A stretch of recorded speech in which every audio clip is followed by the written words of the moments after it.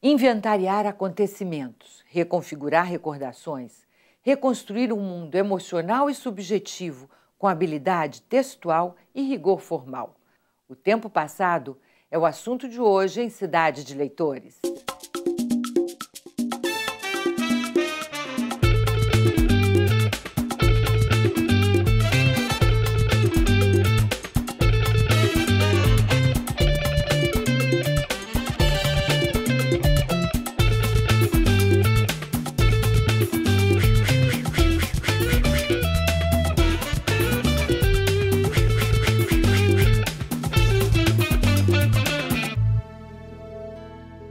Um dos mais conceituados críticos literários do Brasil, José Castelo fez da profusão de gêneros a marca de sua escrita.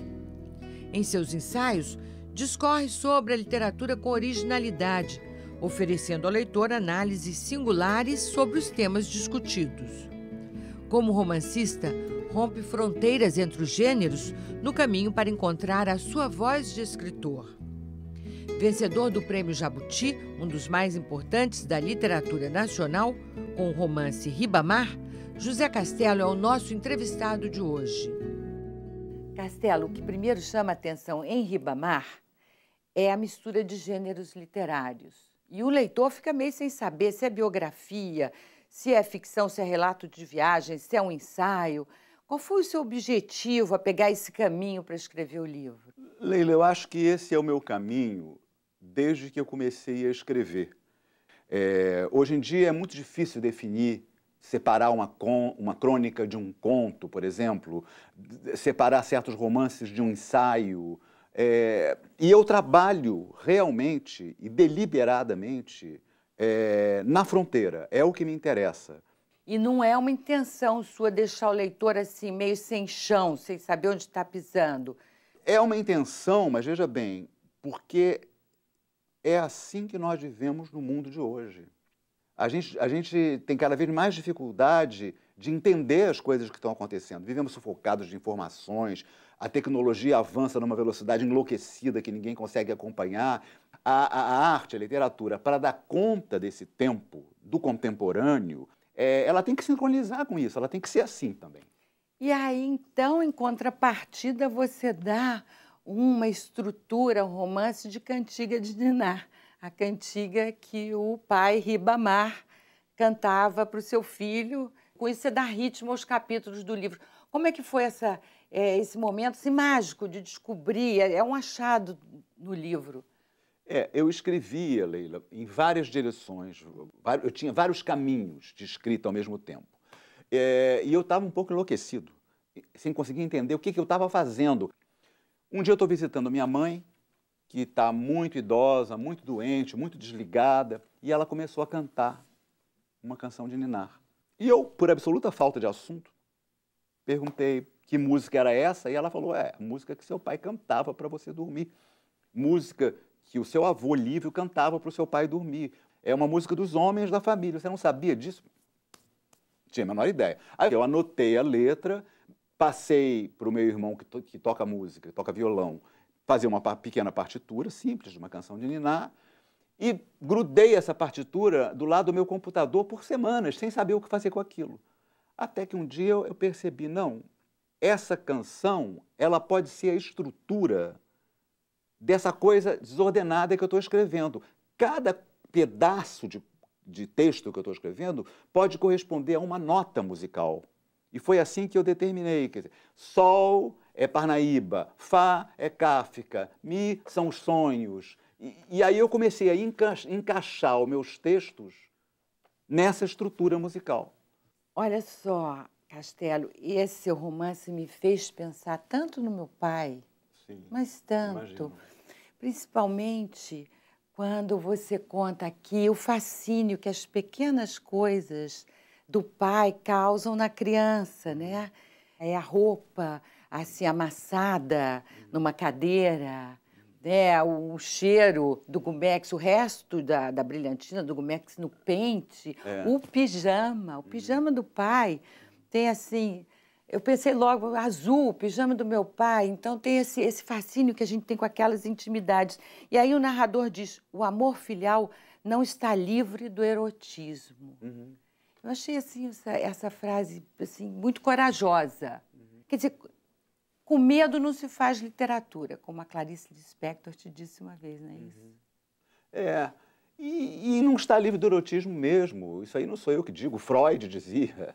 Ainda hoje, um século depois do Freud, para a maioria das pessoas ainda parece. Ainda hoje para muita gente. Parece. E, no entanto, é uma coisa, me parece completamente óbvia. Quer dizer, é uma relação que envolve a sensibilidade, que envolve a pele, que envolve o ciúme, que envolve o sentimento de rejeição, que envolve o sentimento de posse. É como se fosse um namoro, como se fosse uma paixão, né? E nessa história aparece o livro Carta ao Pai, de Kafka, e que vai seguindo durante todo o romance, não é? Qual é a identificação feita aqui entre Ribamar, entre o pai de Kafka, você, Kafka? Eu li Carta ao Pai na adolescência. Imediatamente me identifiquei, porque o que é o Carta ao Pai? É uma carta que Franz Kafka, o escritor, escreveu para o seu pai, Hermann Kafka, falando das dificuldades da relação entre eles. Eu, desde pequeno, tinha imensa dificuldade na relação com meu pai, embora imenso amor também. Por quê? Porque meu pai era um homem muito fechado, com uma vida muito intensa, profissional. Era um nordestino de criação, ele nasceu no Piauí, então ele tinha uma formação mais rígida, um tipo de educação mais rígida, e isso tudo criava uma distância. E um dia eu dei para o meu pai um exemplar da Carta ao Pai do Kafka, na esperança de que meu pai lesse e me compreendesse um pouco mais. E eu nunca soube se meu pai leu ou não. Esse livro reapareceu 30 anos depois num sebo do Rio de Janeiro. O Rubens Figueiredo, o escritor que é meu amigo, reencontrou, reconheceu o meu autógrafo, me telefonou, leu o autógrafo, comprou o livro e me mandou. O livro que eu dei para o meu pai como se fosse uma carta minha ao meu pai, né, usando o Kafka para isso, me voltou 30 anos depois, sem nenhuma marca, nenhum indício de que meu pai leu. Que ele tivesse lido. Nada. Quando esse livro me voltou, eu pensei, eu tenho que fazer alguma coisa com isso. Não pode um livro me voltar 30 anos depois e eu não fazer alguma coisa com isso. Aí eu pensava, o que eu vou fazer? O que eu vou fazer? Meu pai já tinha morrido, meu pai morreu em 82. Eu pensei, bom, tem que fazer um livro. É o que resta também. Que bom que esse livro voltou, hein? Porque Ribamar é um estouro. E Ribamar o livro também é um relato de viagem ao Piauí, onde seu pai passou infância e juventude, não é isso? É a cidade de Parnaíba. Aí você vai, conta essa viagem, mas essa viagem acaba sendo uma viagem ao passado também, não é? Meu pai nasceu em 1906. Portanto, quando eu fui a Parnaíba, em 2005, 2006, eu fui um século depois. Né? Então eu sabia que não ia encontrar mais praticamente nada ou nada dele.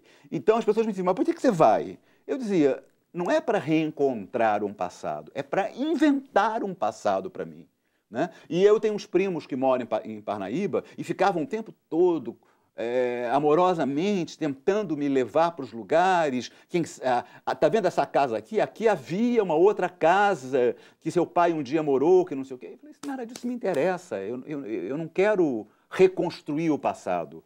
Não é essa a função da literatura. A função da literatura é fantasiar o passado, recriar o passado. Olha só, uma viagem ao passado para reconstruir memória afetiva e familiar na tentativa de desvendar assim, os mistérios da morte prematura do pai. É um documentário diário de uma busca de Flávia Castro, que relata a infância da cineasta vivida entre o exílio e a luta armada. Vamos ver.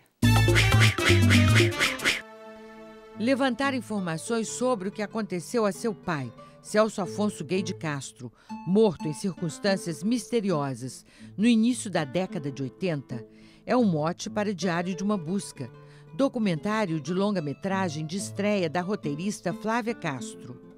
Narrado em primeira pessoa e permeado por entrevistas e pela leitura de cartas do próprio Celso, o filme reconstrói a trajetória desse militante para além de seus atos políticos. E revela o legado de amor e perdas de uma família que não passou incólume pelos anos de chumbo da ditadura militar. Meu pai morreu em Porto Alegre, no dia 4 de outubro de 1984, em circunstâncias misteriosas. Ele tinha 41 anos. Não sei se a palavra misteriosa é a mais apropriada. Flávia, qual foi o sentimento que mais motivou você a fazer esse filme que resgata a história do seu pai, grande parte da história da sua vida? Eu acho que no início foi tentar entender melhor como é que ele tinha morrido, porque tinha um ponto de interrogação sobre essa morte que pairava, assim, né? Mas à medida que eu fui pensando mais no filme e principalmente escrevendo o filme, eu comecei a me interessar muito pela trajetória e pela vida. Celso Afonso Gay de Castro e seu amigo Nestor Herédia, o Gonga, usavam uniformes da companhia telefônica local. Armados, entraram no apartamento de Rudolf Goldbeck. Segundo a polícia, Celso e Gonga teriam se suicidado ao se verem encurralados. Parece sinopse de filme policial de 5ª categoria. Absolutamente inverossímil. Agora, o documentário é narrado em primeira pessoa, mas você se refere sempre a seu pai como Celso. Por que acontece isso? Você tinha um plano e foi mudando de acordo com a emoção? Como foi? Não foi planejado, foi espontâneo, foi ao longo da escrita, eu escrevi assim, e eu só me dei conta quando alguém me disse, nas primeiras pessoas, produtores, quando viram o filme, falaram, por que você não fala sempre meu pai ou sempre Celso? Porque essa... E eu não tinha me dado conta, mas depois eu fui pensando sobre isso, eu acho que tem a ver com a importância do nome. A gente não podia falar o nome dele, né? Eu não podia falar o nome dos meus pais, todo mundo tinha nome de guerra. Um dia, eu chamo meu pai pelo seu nome, quando eu deveria, como os adultos, chamá-lo pelo seu nome de guerra. Um dos companheiros do POC solta um psiu com as sobrancelhas franzidas.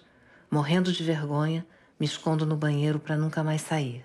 Flávia, o seu irmão, nos depoimentos dele, ele está bastante reticente quanto à validade de fazer um filme, não é? Que conte essa história, ou que busque a vida, resgatar a vida do seu pai. E ele até fala, você até responde para ele num momento em que você não está fazendo uma investigação, você está fazendo um filme. Como foi a reação dele depois, com o filme pronto, quando ele assistiu o filme? Ele era a principal pessoa com quem eu falava do pai, né? Desde que ele morreu até o filme, a gente trocava muito, a gente conversava sobre isso. O início da ideia do filme, foi um diálogo com ele, que se estabeleceu com ele. Então, quando eu finalmente, depois de anos tentando conseguir dinheiro, escrevendo, reescrevendo, o filme ficou, enfim, ia ser feito, eu queria que ele estivesse junto. E daí começa o que tem no filme, que é essa coisa dele de estar e não estar, né? Assim, ele quer estar também, mas ele não sabe bem como e não quer do jeito que eu quero. Ou, enfim, tem questões quanto ao lugar dele, né? Depois que o filme ficou pronto, eu acho que ele ficou contente, assim, acho que ele gosta do filme, mas as questões continuam na vida, né? O que eu acho que é interessante, é tenso nisso na gente, é que junta esses olhares diferentes, né? O filme é teu, a história é tua, a linguagem é tua, o olhar é todo teu. Bom, como é que o Joca entra nisso? Porque aí, às vezes, eu sinto que tu quer que eu compartilhe contigo essa história. Aí eu digo, bom, mas essa não é bem a história que eu faria. No próximo bloco... O processo de escrita é um processo que te modifica. E ainda... A minha vida, a minha infância, ela foi atravessada por essas ditaduras e por essa história dos anos 70.